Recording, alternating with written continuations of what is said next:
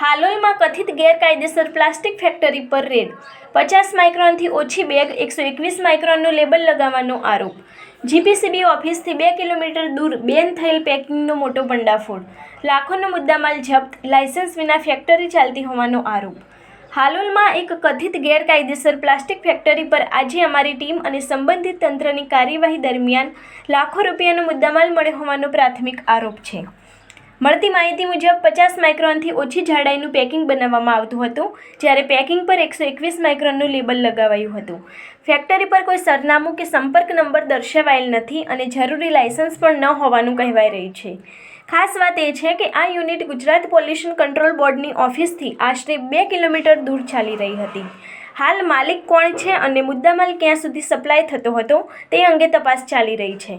આ ફેક્ટરીના વધારે ખુલાસા માટે જોતા રહો ભારત ટાઈમ્સ ન્યૂઝ.